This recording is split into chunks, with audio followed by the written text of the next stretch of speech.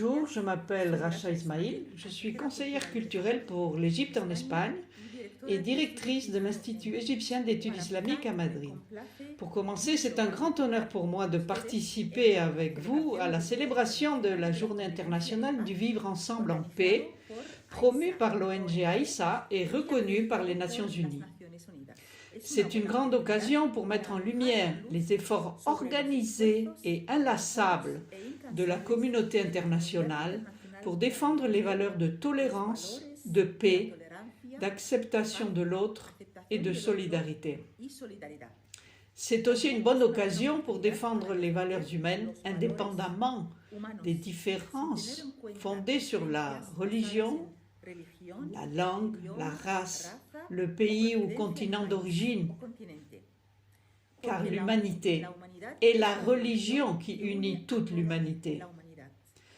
Je crois, comme d'autres musulmans et arabes, en cette religion, et beaucoup y croient, quelle que soit notre origine chrétienne ou musulmane. La coexistence est la langue internationale. Je suis égyptienne, ma langue maternelle est l'arabe, je m'exprime maintenant en espagnol et mon intervention sera traduite en anglais et en français C'est l'intégration de 4 langues, tandis que l'humanité est un langage lié au sens. La vue, le toucher, le goût, l'odorat et l'ouïe qui donnent lieu à l'interconnexion des sentiments. Je voudrais souligner que la convivialité est à l'origine de l'humanité et on retrouve tout cela en une seule chose, dans le tourisme.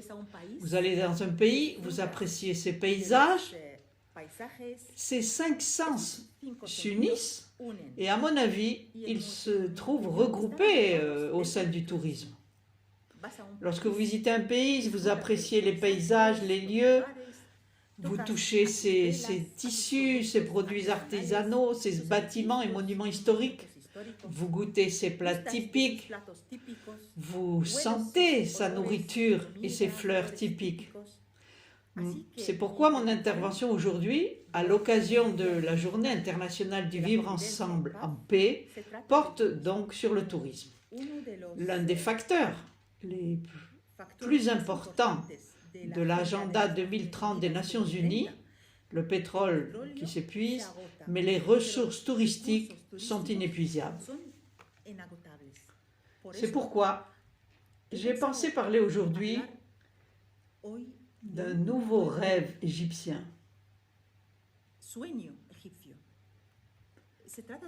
Il s'agit du nouveau musée, un lieu unique a été choisi. On ne le trouve dans aucun autre pays que l'Égypte, sur le plateau des pyramides à Gizeh. La conception du musée a été un bâtiment en forme de soleil dirigé vers les pyramides, symbole du mélange de la philosophie du royaume égyptien moderne, dirigé par le philosophe Akhenaton, et de la grandeur de l'ancien royaume égyptien, les pyramides de Gizeh. L'une des façades du musée est constituée de cartouches avec des lettres hiéroglyphiques contenant les noms des rois et reines de l'Égypte ancienne. L'espace est immense et peut accueillir jusqu'à 15 000 visiteurs par jour, c'est-à-dire 5 millions à l'année. Tous les trésors du roi Toutankhamon qui se trouvent actuellement dans l'ancien musée du Caire vont y être transférés dans ce nouveau musée. C'est-à-dire à plus de 5 800 pièces. Ça sera une célébration à cette occasion dans le monde entier, enfin visible dans le monde entier. L'une des anecdotes très importantes liées à ce nouveau musée est que le phénomène du soleil parcourant le visage du roi Ramsès II a pu être réalisé, reproduit. Nous savons tous que 2 fois par an, le 21 février et le 21 octobre, La lumière se projette sur le visage du roi Ramsès II au temple d'Abu Simbel. On a fait donc une réplique du même phénomène qui se répétera 2 fois dans ces 2 endroits différents. D'une part à sa place habituelle comme au musée d'Abu Simbel et aussi dans le nouveau musée égyptien. Certaines pièces de l'Égypte ancienne aussi qui avaient coulé en mer, en Alexandrie, ont pu également être récupérées. Je voudrais également parler d'un autre aspect touristique de l'Égypte, à savoir la route de la Sainte Famille. Et je vais commencer par un verset de l'Évangile de Saint Matthieu, chapitre 2, versets 13 à 15. Il y est écrit « Levez-vous, prenez l'enfant et sa mère, fuyez en Égypte et restez-y jusqu'à ce que je vous le dise. » C'est un songe que fit Saint Joseph. Avec lui commença le voyage de la Sainte Famille de Jérusalem vers l'Égypte, au milieu de la persécution du roi romain Hérode qui voulait tuer Jésus. Je vais donc les accompagner à ces points, ces endroits clés où la Sainte Famille s'est arrêtée.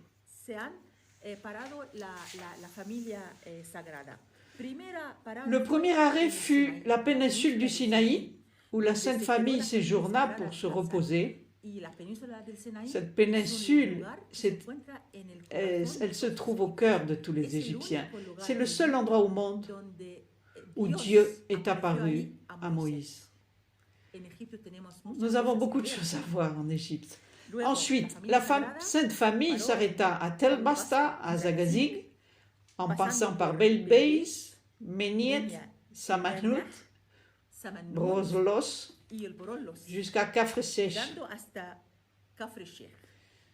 Puis elle se rendit à Wadi Natroun, où a été construit l'un des plus anciens couvents du monde.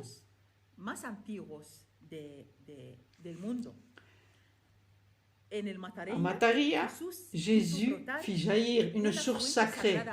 La Vierge Marie y lava ses vêtements et versa l'eau sur le sol, ce qui fit naître l'arbre sacré, balsam. Cet arbre existe toujours en Égypte. C'est une invitation à nous rendre visite en Égypte. Ensuite, ils se déplacèrent vers ce qui est connu aujourd'hui comme le Caire antique. Ils séjournèrent dans une grotte qui se trouve sous l'église d'Abou Serge, construite sur les ruines de la muraille de Babylone. Puis ils prirent un bateau pour descendre le Nil jusqu'en Haute-Égypte. Ils parvinrent à Beni Suef et Minia. Là, ils trouvèrent la montagne de Halkaf, qui signifie la paume de la main. En effet, c'est là que la main du Christ resta imprimée. Puis ils allèrent au Malawi et restèrent à Asyut pendant 6 mois. Ils se sont ensuite rendus à Al-Kushia et y construisirent le couvent de Notre-Dame, de la Vierge, plus connu aujourd'hui sous le nom de couvent d'El Muharrak. De là, la famille retourna en Palestine, suivant le même itinéraire, après avoir passé presque 3 ans en Égypte, laissant des vestiges religieux et touristiques, des miracles et de l'amour pour les autres qui apportèrent honneur et bénédiction à la terre d'Égypte. Finalement, je remercie les Nations Unies, l'ONG ANSIA et tous les organisateurs de cette journée exceptionnelle. J'espère qu'elle se répétera chaque année. Merci beaucoup.